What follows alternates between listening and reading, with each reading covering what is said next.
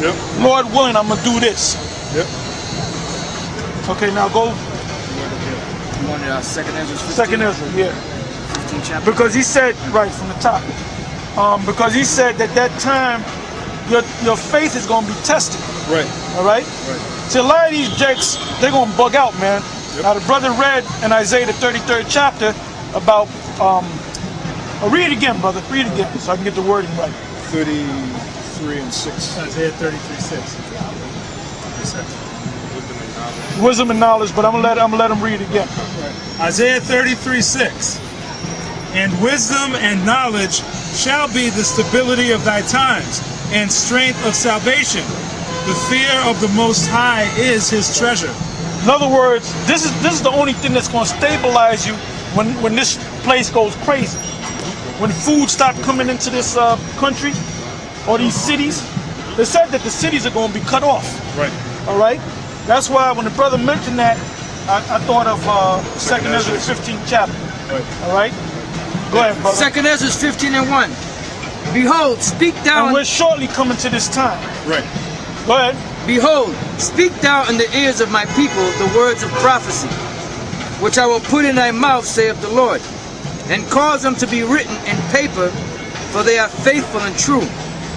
Fear not the imagination against thee, let not the incredulity of them trouble thee. Incredulity means unbelief. The ones that don't believe this, don't worry about them. Go ahead. That speak against thee. For That speak against us. 1941 Masters speak against us. Nathaniel 7 and his cohorts speak against us. Go ahead. For all the unfaithful shall die in their unfaithfulness. Behold, saith the Lord, I will bring plagues upon the world, the sword, famine, death, and destruction. For wickedness hath exceedingly polluted the whole earth, and their hurtful works are fulfilled. Therefore, saith the Lord, I will hold my tongue no more as touching their wickedness, which they profanely commit. Neither will I suffer them in those things in which they wickedly exercise themselves. There's going to come a time where the Most High say, you know what, I'm not going to look the other way. I'm going to start jacking their asses up. Right. Go ahead. Behold, the innocent and righteous blood crieth unto me, and the souls of the just complain continually. That's us. Oh, give me Revelation, the 6th chapter. Yeah. We're always complaining, man. And that's talking about the brothers that was in the truth before us, that got old and died. They're complaining to the Most High. All right? You know what I want, brother? Yeah. Revelation, the 6th chapter, right about here. Right. Revelation 6 and 9.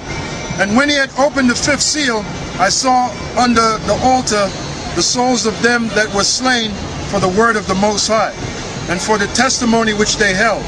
And they cried with a loud voice, saying, Sorry. Who's it talking about? The souls that were slain for the testimony of the Most High. Those prophets, It's talking about the prophets, but it's talking about the disciples 2,000 years ago. Because what did they do? They killed all of them except one, John. All right? And they put him on the Isle of Patmos. And what happened was he received them revelations, and he had to die on that island. Yep. Because he was in his 90s. He was almost 100 years old. Yep. So it said in the scriptures in Revelation the 10th chapter that he going to speak this word again. He going to prophesy again before many tongues and kindreds and peoples and kings. So what is that talking about? There's no record. There's no record of him doing that. Right. As far as we know, he died. He was an old man. So that proves right there reincarnation. Okay? Revelation 6 and 9. And when he had opened the 5th seal, I saw under the altar the souls of them that were slain for the word of the Most High. John was one of them because he eventually got old and died. Peter, Paul, and the rest of them, they were all put to death. The first one that was put to death was James. James, yep. All right? Herod. By Herod. Right, go ahead. For the word of the Most High, and for the testimony which they held. And they cried with a loud voice, saying, How long, O Lord, holy and true, doest thou not judge and avenge our blood on them that dwell on the earth?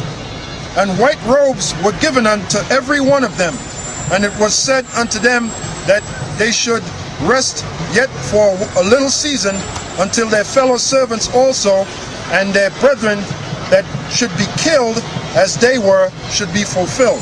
So did they wear white garments in the spiritual realm? Not really, but it represents righteousness. Right. All right, they're in the spiritual realm. So it said just wait until these other brothers that's on the earth join you in the spiritual realm. And that happened 2,000 years ago. All right? Is there more to that? Well, it goes into the nuclear destruction. All right, go ahead. 2 Esdras 15:9. And therefore, saith the Lord, I will surely avenge them and receive them unto me, all the innocent blood from among them. Now that goes hand in hand with Revelation, the 6th chapter. Go ahead. Behold, my people is led as a flock to the slaughter. I will not suffer them now to dwell in the land of Egypt, but I will bring them with a mighty hand and stretched out arm. Now we know that this is not talking about ancient Egypt, because Ezra came along after Egypt, after the fact. Go ahead. But I will bring them with a mighty hand and a stretched out arm, and smite Egypt with plagues as before. That proves that it's not talking about the ancient Egypt. Yep. That's right. So America is also known as what? The modern Egypt, the new Egypt. That's in Revelation 11th chapter. Go ahead. And will destroy all the land thereof. Egypt shall mourn, and the foundations of it shall be smitten. And ancient Egypt wasn't totally destroyed, because you still can take tourist trips over there to Egypt. So it wasn't totally destroyed. So this new Egypt, America, is going to be totally destroyed. Go ahead. Egypt shall mourn, and the foundation of it shall be smitten with the plague and punishment that the Most High shall bring upon it. They that till the ground shall mourn, for their seeds shall fail through the blasting and hail, and with a fearful constellation. Oh yeah. Talking about that earlier. That's the chariots appearing in the heavens, and not only is it going to be the chariots, the Most High is going to do all kind of things, man. The average person, they see it, they're going to bug the hell out. But we're not going to bug out because we understand the prophecies. Yep. Woe to the world and them that dwell therein, for the sword and their destruction draweth nigh, and one people shall stand up to fight against another, and swords in their hands. For there shall be sedition among men, and invading one another. They shall not regard their kings nor princes, and the course of their action shall stand in their own power. I want you to read that again. For there shall be sedition among men, and invading one another. Sedition means to come against the government. The hell with what the fucking government got to say. Yep. The hell with their laws. Go ahead. Like the movie The Children of Men. That's right. That's Good right. example. Yep. They shall not regard their kings nor princes. They ain't gonna listen to the president. They ain't gonna listen to the governors. They ain't gonna listen to the mayors. They're not gonna listen to the police. And they're gonna be killing a lot of these police. And they're gonna be looking to kill the president and the mayor and the governors. Yep. Go ahead. And that's when martial law is gonna kick in. Right. See, niggas, either they don't believe it, or they say, well, that's another 20 years. Right. Like that dumb monkey, Barack Shaw, that's with Nathaniel 7, talking about go to school and become a doctor and a damn lawyer. Yeah. I know the Most High gonna kill your ass. Fat ass. It's fat ass. I Go got ahead. scripture for you. All right, go ahead. Romans 3:3. For what if some did not believe? Shall their unbelief make the faith of the Most High without effect? God forbid. Yea, let God be true, but every man a liar.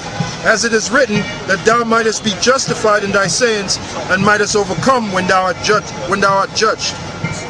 So basically, like the scriptures say, what if you don't believe? You don't believe that martial law is coming? Is that going to stop the prophecy from happening? The answer is no. So let them not believe. These niggas gonna get a rude awakening, man. Let them not All believe. right? Especially these Obamites. I call any nigga that believe in Barack Obama, I call him a Obamite. And these nigga women too. Go ahead. Second Oh, Esdras, the nigga woman is mainly into that bullshit, man. Go ahead. Second Esdras 15:16. For there shall be sedition among men, and invading one another. They shall not regard their kings nor princes, and the course of their actions shall stand in their own power. A man shall desire to go into a city, and shall not be able. For because of their pride the cities shall be troubled, the houses shall be destroyed, and men shall be afraid. A man shall have no pity upon his neighbor, but shall destroy their houses with the sword. So what do you think these loudmouth women gonna do in that day? They ain't gonna be talking.